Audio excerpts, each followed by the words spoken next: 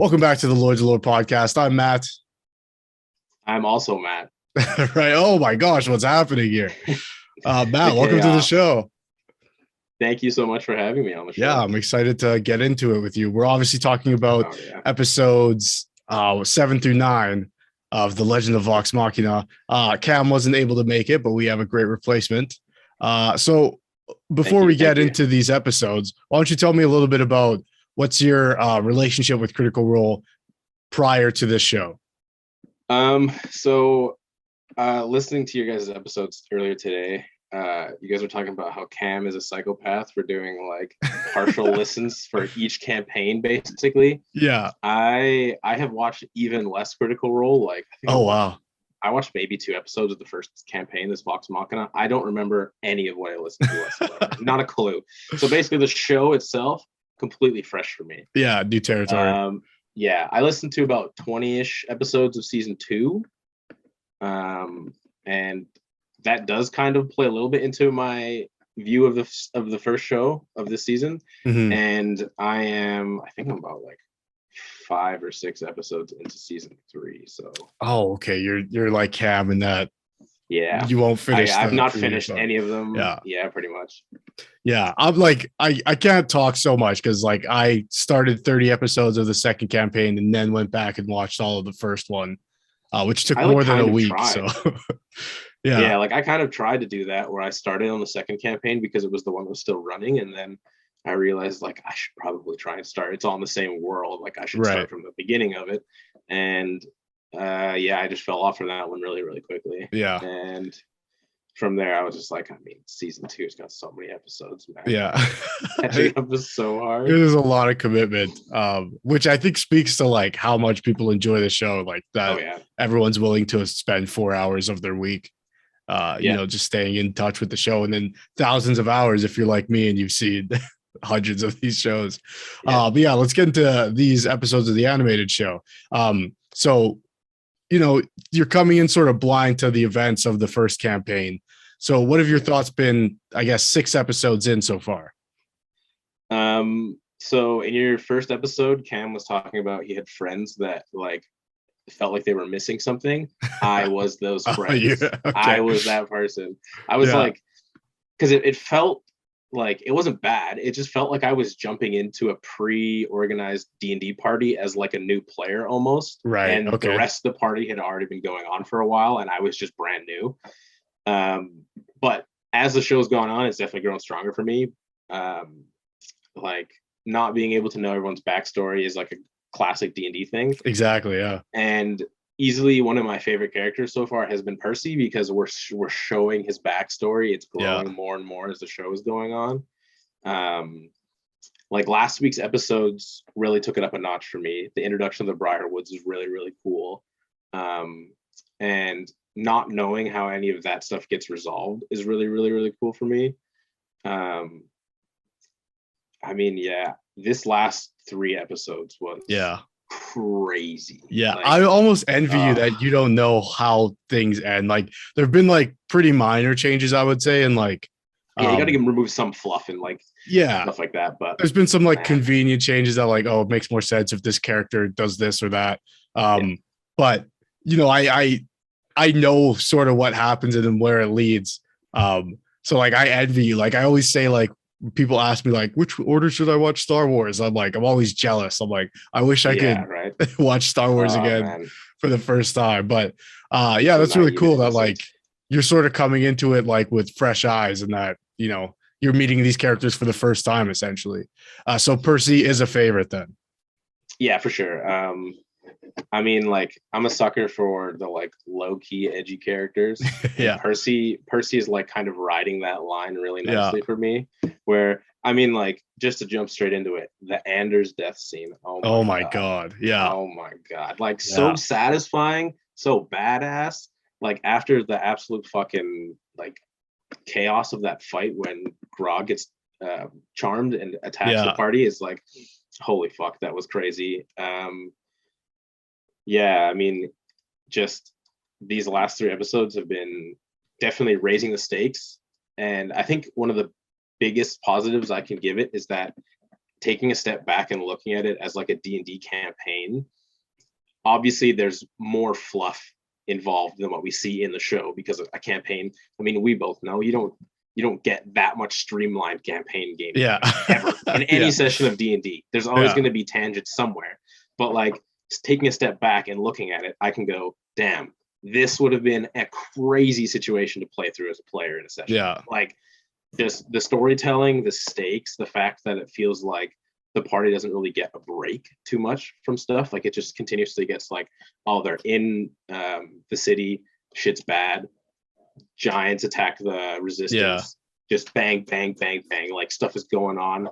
I mean, Scanlan attacking the Duke was hilarious. Dick lightning, oh my god. Oh, see, this is what I'm talking about. Is like, I know all these things.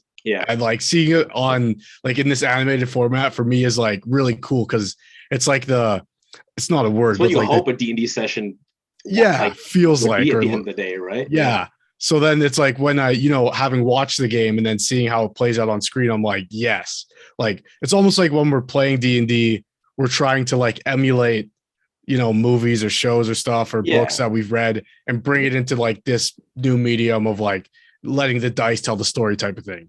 And then to see that like reversed here, and it's like, it feels like how it should feel. It's like a really cool experience. The scan bow stuff, what it's called in like the game, it's so cool because like I think bards get shit on, and I think Sam Riegel playing a bard in the game was like a very like statement for bards, and that like they can be super useful as well. You're the horny bard, but like we have more to it. I mean, like as a DM, I have a bard in my party, and it's just like, you need any sort of party interaction, done. Your bard is accomplished. You need a skill monkey, done. Bard's probably got it accomplished.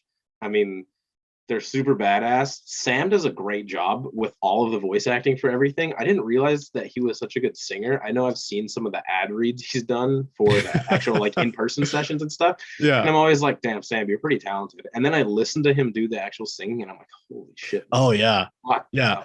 Even if you don't plan on watching the first campaign all the way through again, it's like thousands of hours. But there's like a compilation of all the times he sings throughout the first campaign. If you don't plan on watching it, you should, because like as his bard character, he'll like remix real life songs into oh my god, like the D&D, like what's happening to them, he'll like twist it in a way it's like super fun. You never see it coming what song he's going to use. It's always like a meta level of funny because we know the songs. But honestly recommend like 100%. But obviously this first episode, just like them like seeing this scene that like I watched in the game like come to life, and it's a little bit different. Like in the game, Scanlan's sort of like casting spells to do all the things he does, whereas in the show it's like I think there's like a little bit of like a copyright issue in that the characters can't say like I'm casting Sunbeam, because that's straying into D&D territory. Or if it's not, then I think like they're really trying to not say like this is a D&D game turned into a show, because like characters don't really say like it's never the exact spell name what the action they're doing in the show. The Bigby's hand to Scanlan's hand thing is like, fair enough. Okay. I don't have an issue with them not like openly saying that they're casting spells. I think it also just allows a better flow for combat sometimes, where you don't have to like pause for a character to talk or spell something out really quickly. I think it also kind of helps to not treat the audience like they're stupid, where it's just spells are happening, guys. They're spellcasters. It's D&D, like stuff is going on. The only note I really took from the entire first episode was voice casting Rory Mccann as Duke, the Hound from Game of Thrones, to play Duke was awesome. I was like, he sounds so familiar, and it's perfect. I don't know. And I looked it up, and I was like, oh, you're kidding me. Oh, I didn't even realize that until you just said. And that's definitely who that is. I was trying to place the voice too. That scene when Scanlan comes in and he like grabs onto the ledge and it's his leg and he's just dropping the deuce. It's so like, is that something that happened in the campaign as well? No, that was as far as I remember. Okay. Still, like, just seeing that going on, and I'm like, oh my god. Like, it's funny because like most of the I'd say like the comedy in the actual game is like, players making jokes or like, rolling a natural one or something like that. Yeah. And so like hilarity should ensue when have a bad roll or whatever the case is. Yeah. But they found a way to like put natural ones into the game, like into the show. Yeah. Without there being like even them trying to get into the door. Like in the game, that's because they keep rolling poorly. They rolled too low. Like Percy falling out of the window. He failed his dex. Yeah, exactly. Like it's just like, as a D&D player, I can see what's going on. Yeah. And it's been translated so well into just a straight up like smooth live show. And it's like, wow, this is really well done. And it is hilarious in more ways than most D&D campaigns would be. Because every D&D campaign around the table, you're just screwing around, having fun with friends most of the time. But I mean, yeah, whoever just kind of wrote out how the scenes were going to work for the actual show did a great job, because the moments of comedy are really good. The moments of suspense. I mean, the next episode or the last episode when maybe it was the second one when Cassandra gets rezzed by Keyleth. Yeah, I think that's in the like right at the beginning of the third episode, if I'm not mistaken. Yeah. It's like just that layer of suspense where Keyleth finishes the spell and seems to be done, and it's just like, oh no, it didn't work. She didn't do anything, and then she whips her head up, and they both just scream at each other. Like, super ungraceful. Yeah, perfect. That's exact. Especially because, again, not having watched the actual main campaign, I'm assuming. I don't know. Did Keyleth like multi-class in the cleric, or is she just fully a druid? Just full druid, straight druid. Okay, cool. But like, someone who's just learning a healing spell who might not know the effects or like what the outcome of it would look like versus a full-on cleric, which I do hope we get to talk about Pike, because for sure. I also love Keyleth casting the spell, and that she's like, okay, I need this, and the bag of dirt, and then she like spits it in, and like.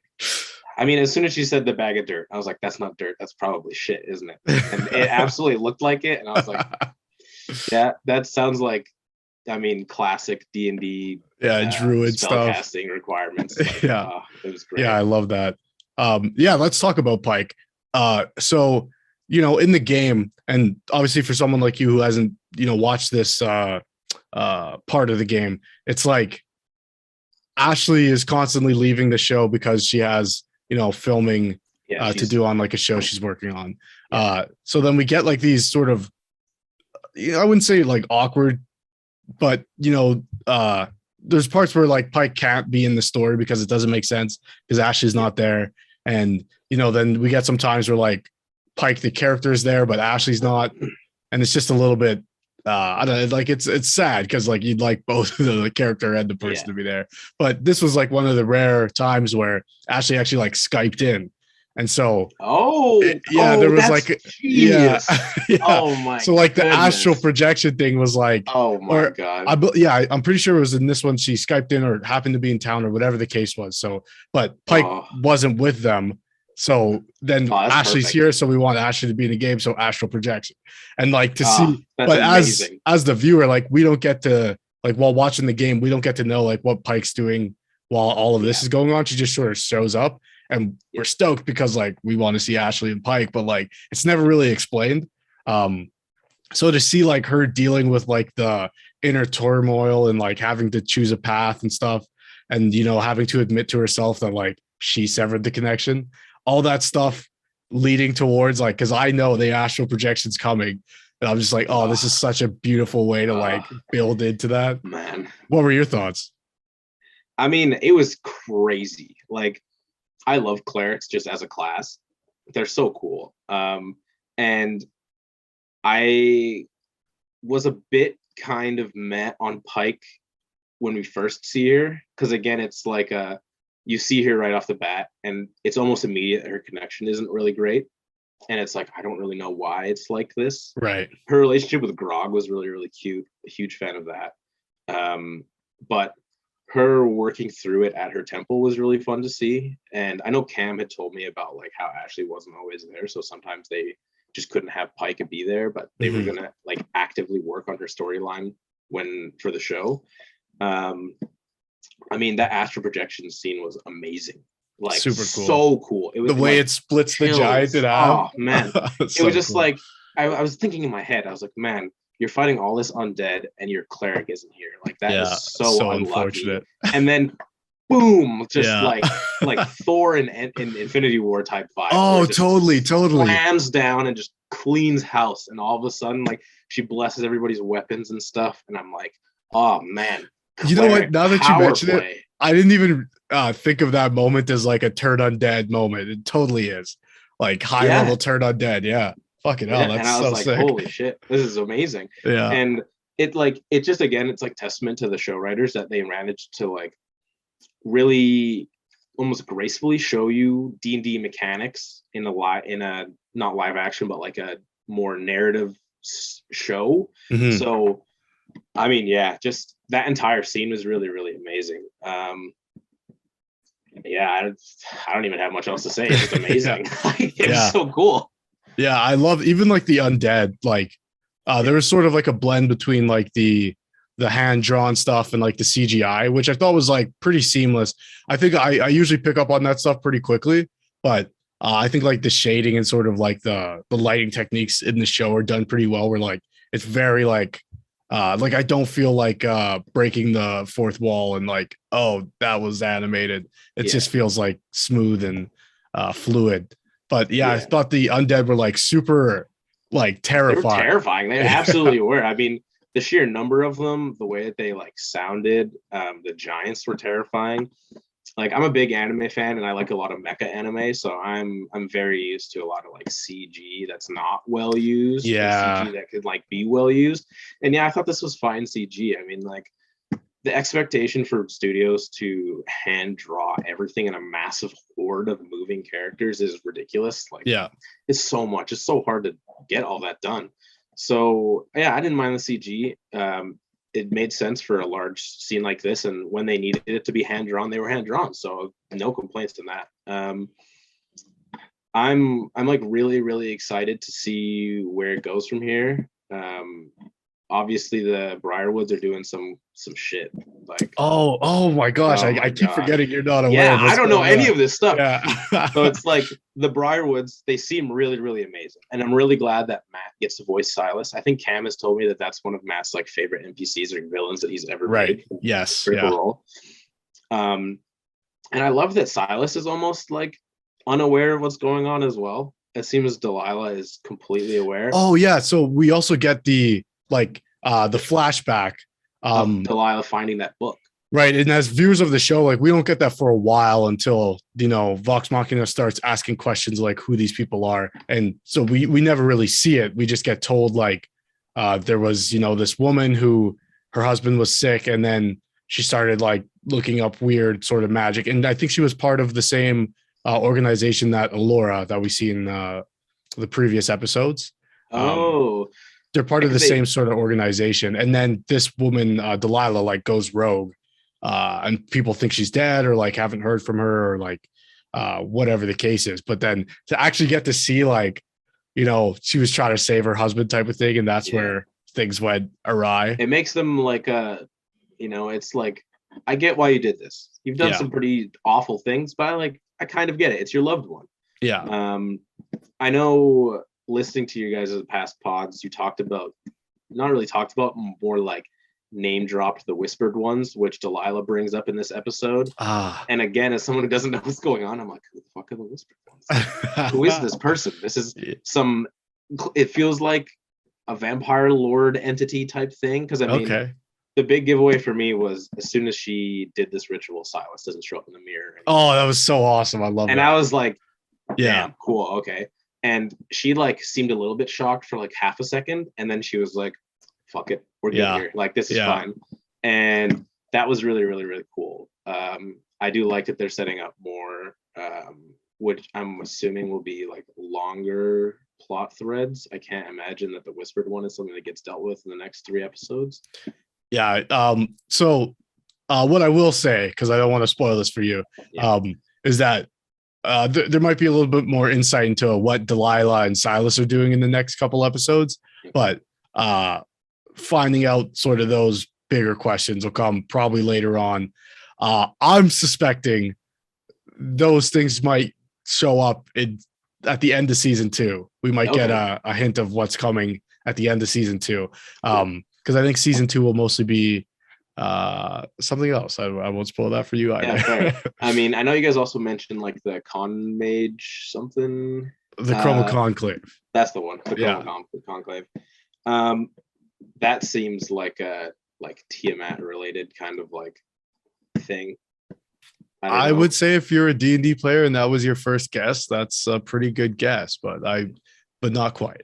Oh, okay, fair enough. Yeah. I mean, like they found the star chart in the mansion as well, and it's clearly set up for the solstice in 5 days or whatever it is. So, yeah, like they're dropping hints about what the Silas or what the Briarwoods are doing, but I'm not really sure.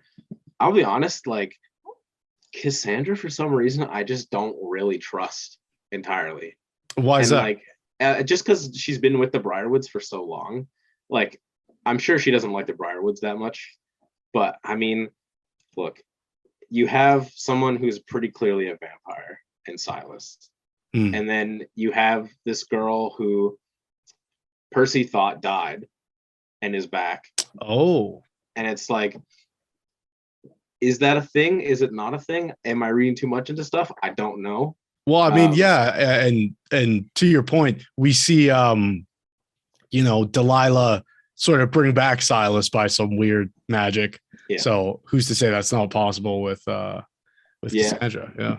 Yeah, I mean, Cassandra even brings it up in the show. She's like, I can't lead these people. Like, I've been with the Briarwoods for so long that like they don't trust me. And so when that happens on screen, I'm like, well, now am I actually reading too much into it? Did you want me? Like, it's just so much mind games going on. I am pretty glad that I didn't actually watch any of the first season of Vox Machina before watching the show, because yeah, it's an absolute ride. Like, I have no idea what's going to happen next. Just lots of surprises so far. So yeah. So you were talking about how, you're really drawn to Percy because we're getting sort of that inside look to his backstory. What are your sort of thoughts and speculations of what might be going on with Percy or what we might see next? Oh man, Percy, like, again, as a D&D player, I'm like pulling it back almost to like the classes and the backstory and stuff. And two things really jump out at me right away. It's either something along the lines of like a Oath of Vengeance paladin that seeps out sometimes in his darkest moments, or just like straight up a vengeance pact with like a warlock patron of some sort. Like, man, I love this. I love this perspective you're giving us here. It feels awesome. Like the most like apt description for whatever the hell he does, because it's very clear that sometimes he's almost possessed by something. It's almost like a Ghost Rider Spirit of Vengeance feeling to me sometimes. Yeah. Because I mean, when he was in the room when they were fighting with Anders, as soon as like all the shit was going down, Percy's eyes changed really quickly. I don't know what that's about. Like, I thought he was just a human. I don't know what's going on. If it's a race related thing, feels more like it's a class or something related, background related thing. The black smoke that goes all around him, the face mask, almost like a second identity type thing going on. Because, as soon as he's about to deal with Anders, they did the thing again where they don't show him put the mask on. Yes, yeah. Walking past everybody, and as soon as they cut past someone, boom, the mask is already there. Yeah. And then as soon as he's done with Anders and he turns and sees that his sister is alive, the gun and the mask are on the floor immediately. And he's straight to his sister. So yeah, I just don't really know entirely what's going on with him. It's a really cool vibe. I just want to see more realistically. Yeah. Like, I just want to know more. Yeah, I can't wait till next week. You spoke a little bit about the Anders death scene. Just that fight in general. Oh. I just love the moment of like, not only is Percy like this, like a warrior and this insane scientist, engineer, but just like the cunning of stalling for time so he could route a path for his bullet to ricochet. Oh, my goodness. One of the coolest things I've ever seen. I was like, where is he going with this? Like, obviously he's trying to stall for time or something, but like, I didn't know what was that. And then the bounce of the bullet was just so perfect to, and once again, that R rating, so good. Because the way that just shears his jaw straight off and the tongue out of his mouth, I was like, wow. Like, Yeah. That's intense, but awesome. I think just Percy in general was so cool in this 3 episodes specifically. Them going on about his like background, sleeping on the streets, this like need for vengeance, having his nightmares and being haunted by the visions of his family, dreaming of this like weapon of vengeance that he could create to help him, like this piece of science that he kept calling it. And I was like, man, that's so cool. I just love the concept of the gunslinger in this scenario. That massive rifle that he just like sheared a giant's arm off with that one shot. Bad news. Even the Duke was like, what the hell is that? Like, what? I just really loved that they're showing that Percy is like that intelligent, a little bit like obsessive type of character, where he's basically had nothing and had to build everything to get back to this point. And he still feels so much grief and like shame and guilt for leaving. Like, I don't blame you for leaving, man. Like, your town was taken over by a vampire, and your entire family. And that's was the conflict murdered. too, right? He thought Cassandra was dead, so there was nothing to go back for, really. So and then to find out that she's not is like devastating, because where have you been all this time? And they have that conversation. Yeah. Yep. And I was like, man, that's like almost unfair for Cassandra to bring up, but at the same time, it's like, I get it. Like, you've been here for what? I don't know, 5-10 years. I don't know. I think maybe more than 5, maybe less than 10. I think it might be somewhere like 8 or 9. I'm not too sure. Yeah. So it's like, look, Cassandra, I don't blame you for being upset either. Like, you were abandoned by your last living family member. Like, that's pretty hard. So I remember in the game, I think she describes it. And it's like I watched you run away as I was like bleeding out kind of thing. And it's like so brutal. Just so much guilt for Percy. There. Holy cow. And then we meet a character at the very end of episode, I guess 9. Do you have any idea who this character is, or completely blank slate? No, completely blank slate. Not a clue. Okay, cool. So I'll just for people who are watching, like, obviously this sets up stuff further, and like this is a character who has like a lot of sort of lore within the Critical Role sort of universe. So it's really cool to see them. I almost forgot this happened. But this is pretty close to how it happens in the game. And then obviously we see Percy, he's donning the mask again. And so that was another big thing, is it was like, as someone who's been on the side of a D&D character who goes into a prison like area looking for someone, and then someone else is like, hey, let me out. Yeah, I can help you. I'm not this guy's friend either. And you're like, okay. Yeah. Very, sure, why not? I'll let very you Skyrim. Yeah. Hey. and like the fact that they seem fine. They're missing like an arm or something, missing a hand. And the rest of the party is like, okay, whatever. Vax just goes to pick the lock, and then it hard cuts, and Percy is just like absolutely fucking not. Yeah, beelining. Whoa. Because I mean, he didn't do that for the Duke. He even points it out. He's like, your name's not here, so I'm not going to deal with you. Yes. Clearly, if he's gone into this mode and has pulled his gun so quickly, that person is written on his gun. So I'm really curious. The fact that it ended right there, I was like, oh, come on. Yeah. Of course you're going to do it like this. Yeah. So that was crazy. I mean, we didn't even talk about Archie's death. Archie just got my God. Wrecked. Yeah, it's devastating. The Duke I was like, oh man, Archie's like really great. I love seeing Percy having like a more happy family, like friends still here to like kind of be almost a guy. And he dies the most anime death of all time. They do the classic character 1, character 2, boom. Character 2's torso. And you're like, it's like, fuck. Oh no.